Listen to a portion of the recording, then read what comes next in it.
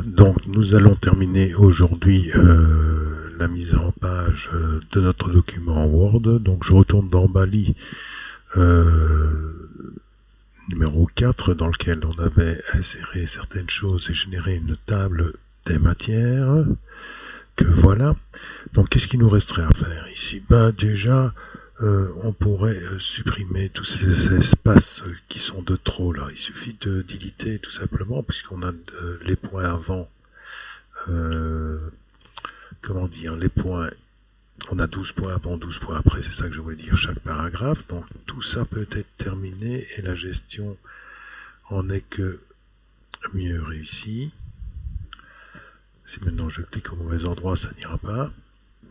Ma souris commence à se fatiguer. Alors, voilà. On peut regarder la gestion des pages. Donc ici c'est bon. Voilà, vendredi. Voilà, ça va pas prendre beaucoup de temps. Question de faire quelque chose de propre. Et là par contre c'est embêtant.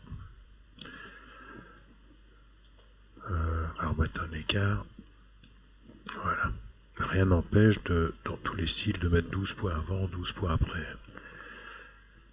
Je ne l'avais fait que pour les paragraphes de texte, c'est-à-dire le B5. Voilà, je nettoie. Voilà, donc ici c'est bon. On pourrait renvoyer jeudi 5 à la page suivante, ce serait plus propre. Voilà, si je fais CTRL Enter, je crée un saut de page. Voilà, donc ma gestion des paragraphes est tout à fait propre avec 12 points avant et 12 points après. Et j'en ai donc terminé. Bon, qu'est-ce qui me resterait à faire? C'est pouvoir mettre la cytographie et aussi, par exemple, les annexes. Donc, si je me mets à la fin du document, donc CTRL END, et que je fais un saut de page, je pourrais mettre ici la cytographie.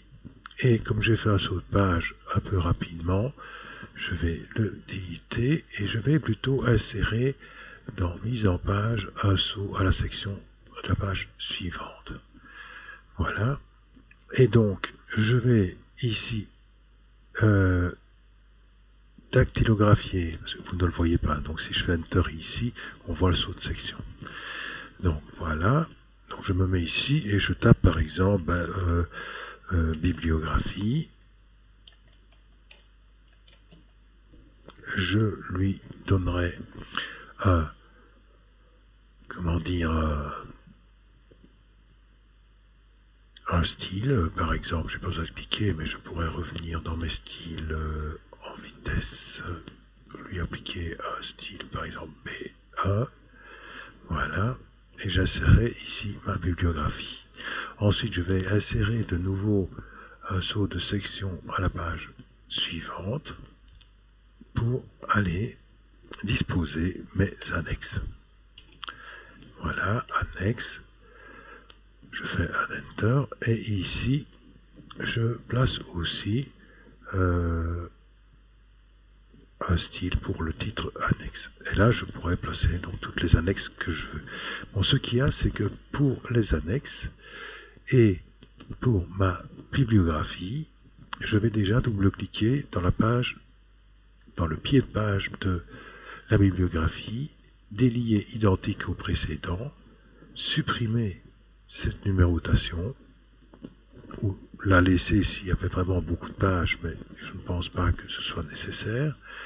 Ensuite, je vais me rendre à la section 4, donc je vais à la suivante, j'arrive à la section 4, j'ai cliqué sur suivante, je délie aussi, et là je vais, puisque je vais m'occuper des annexes, changer mon numéro de page.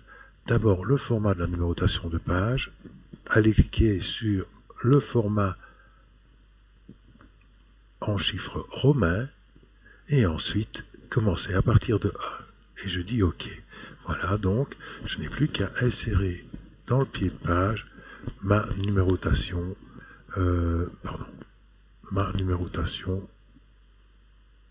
classique, mais qui aura le chiffre romain. je n'ai plus qu'à fermer mon en-tête et on remarque que donc ici je n'ai pas de numérotation de page et que pour les annexes ça commencera à 1, 2, 3 et ainsi de suite. Et ici vous avez le canevas de votre document qui est totalement terminé. Et il y a juste une chose à faire, c'est mettre à jour votre table des matières puisque j'ai mis un style à la cytographie et au mot aussi je vois une faute de français. Voilà.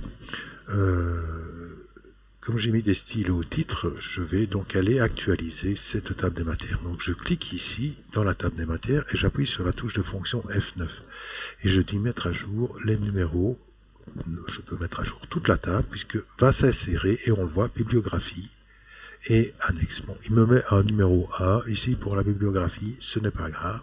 Et là, on le voit, les chiffres romains, là c'est tout à fait juste. Ici, je pourrais manuellement, si je veux, aller supprimer ce numéro-là dans la table des matières. Mais je ferai ça à la fin, quand tout mon document sera terminé. Donc voilà, pour moi, le document, il est terminé.